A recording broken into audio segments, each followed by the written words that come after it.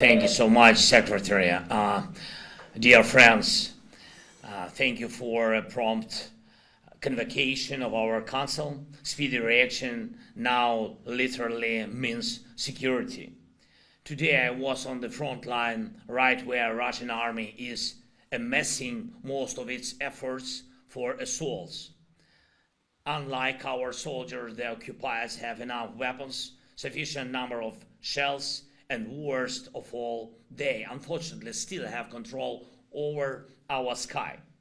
In these conditions, our Ukrainian soldiers, real heroes, are doing everything possible to deter Russian assaults, but it is not fair to resist bombs merely with bravery. The valor of our people cannot be the only defense from drones and missiles. Our positions on the front line need real protection from air strikes. And our cities, our villages, the entire territory of Ukraine needs real protection of the skies. This morning, our cities of Dnipro, Kryvyi Rih, and Sinelnikove were struck by Russian missiles attacks. In Dnipro, an ordinary residential building was destroyed, and people were trapped under the rubble. A railway and the bus stations were damaged. This is just one morning in one city. Yet Russian terrorists strike our country daily and nightly in various cities and communities. Such cities as Kharkiv, Odessa, Sumy, Chernihiv, Mykolaiv, Kherson, Dnipro, among others, do not have a reliable defense against Russian terrorists. When I was preparing for this conversation, for our conversation, they hit the seaport Pivdeny, Odessa region. Several missiles struck port facilities, not only Ukraine, but Singapore's as well. From the beginning of this year alone, a bit more than just 3 months, Ukraine has been hit with almost 1,200 Russian rockets, including air ballistic, and also more than 1,500 Shaheeds. Part of this evil we managed to neutralize, shoot down. But only a part, unfortunately, the smaller part of the rockets. Not all Shaheeds, which Iranian regime shared with Russia, and not all of 8,500 guided bombs. And Russia has resorted to more calculated massive strikes that destroy our energy system. It's obvious that Ukraine alone does not have sufficient strength to defend itself from Russian terrorist strikes. And the truth is that the absolute majority of the world countries and of our common Euro-Atlantic community similarly would lack just their own strength to defend life. This is why NATO was created, and this is what alliances work in their world for, when all together defend life. Evil will not defeat all, one by one. And we see the effect of this principle. We see a determined alliance. There are those among you who showed it to the entire world. Dear friends, the world has seen so far the alliance which does not have equals in countering terror. Israel was not left alone, and almost 100% of the strikes against it were neutralized. It's a convincing efficiency of the air shield of NATO countries, your air defense, your combat aviation, everything that now worked in the skies of the Middle East and destroyed not only Iranian drones and rockets, but also several dangerous myths, especially the myth that NATO members' action in defense of the third country from drones and rockets involves NATO in the war, and that shooting down Shaheeds or rockets can supposedly be treated as direct confrontation with the army that used this weapon.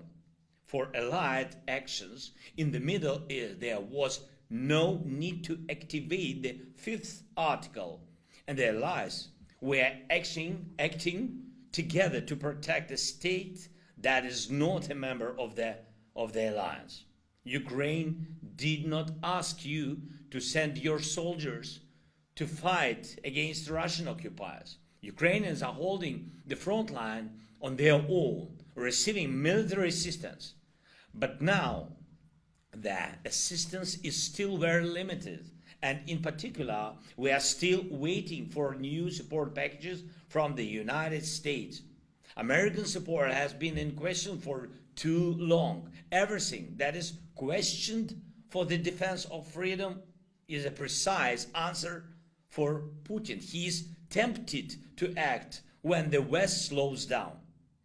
Ukraine has asked and asks all of you to support our actions with sufficient number of weapons and shells. And it is a realistic request. I'm grateful to every leader and every country that now, while we are waiting for a vitally important decisions from the US Congress, offers their own initiatives to cope with the shortage of weapons, including artillery, drones, and other initiatives.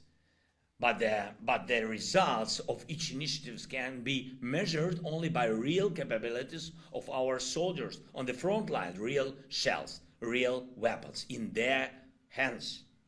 Ukraine asks you to do everything so that the initiatives for support are realized fully. It's obvious that now, while Russia has air advantage and can rely on its drone and rocket terror, our capabilities on the ground, unfortunately, are limited.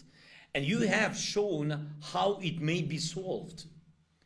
NATO unites not only the military strength of its member countries, but also the humanitarian spirit of the nations. It's an alliance that protects people and lives, and hence must in its actions follow the idea that people are equal in their dignity and rights, and that given by God. Life is equally valuable everywhere on the earth. That's why the difference in determination to protect life and freedom looks so strange. Somewhere it's stronger, elsewhere weaker. Somewhere shaheeds are shut down, and elsewhere the same shaheeds can fly along the trajectory of terror.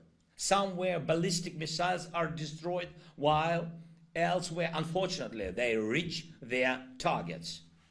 Somewhere delivery of really modern weapons is sufficient to protect life, while elsewhere 20th century weapons are the highest yardstick in many respects, in particular regarding aviation. Putin must be brought down to earth, and our sky must become safe again. And it is real, and it depends fully on your choice.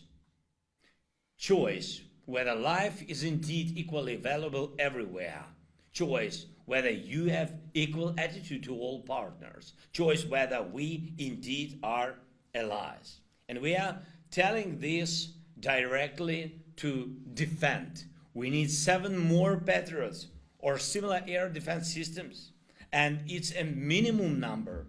They can